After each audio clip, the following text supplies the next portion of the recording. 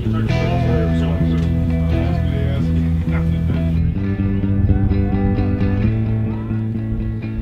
spring FTX is a culmination exercise that helps us validate the readiness for our MS3s, our juniors, for Warrior Forge. And Warrior Forge is a readiness exercise conducted at Fort Lewis, Washington every summer by the U.S. Army Cadet Command.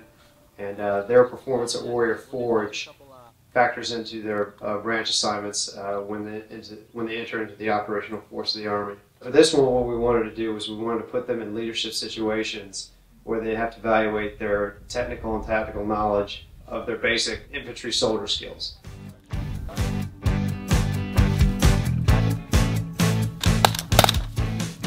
For this weekend, I think it was a great overall experience because I got to experience the difficulty of doing an entire day of sticks and patrolling, just from 0600 to 2000.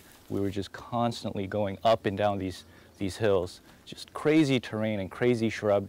And then we also got to experience having to work with and take control of cadets that we'd never met before. You know, we were working together with USC cadets, so that was a really important experience as well to get that training. Cadet land is, honestly, it's kind of a pejorative term. I mean, when you compare it to the real Army, it's like what you do here is kind of like not really what you're going to do in the real Army. You got to take everything with a grain of salt. It's not too hard. The people that actually plant the MS4s, they actually tell the OPFOR, the opposing force, not to like treat it as if it were real, because honestly, all the time they see us coming. It's not really that tactical. So they tell the OPFOR to ignore that they've seen us and just let us come to them.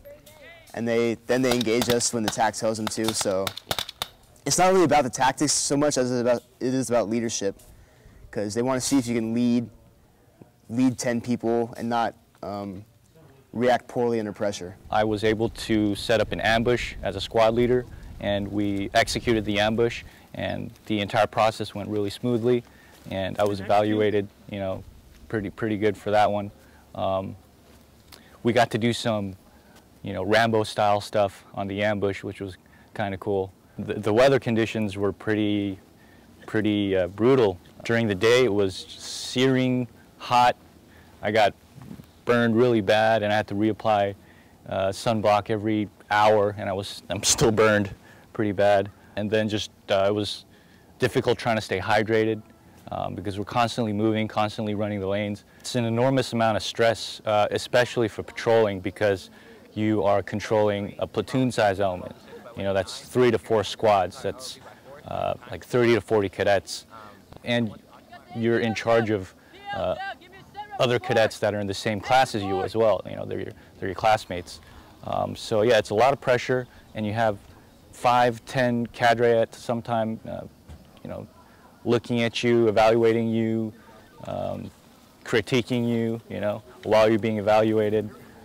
So yeah, it's a lot of stress, but that's where your training comes into play. That's where practice comes into play. It's different being an evaluator when, you know, I'm a senior and the people being evaluated are juniors, and a lot of them are my really good friends, so you kind of have to keep a professional barrier.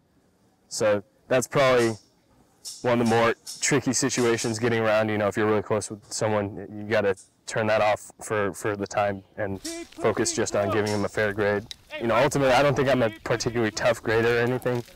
I'm just looking for some basic general stuff and making sure they're doing a good job. And I'm a stickler for certain things. So, you know, they say your grading is all dependent on your TAC, and it is true. Different TACs look for different things, obviously. You know, you get a little nervous about it because you are getting evaluated, but honestly, you want to be in that leadership position because you don't want to be that guy pulling security or just a random Joe. Because ultimately, RTC is about being a leader. So this is the paradigm of being a leader. You're commanding 10 guys in simulated combat.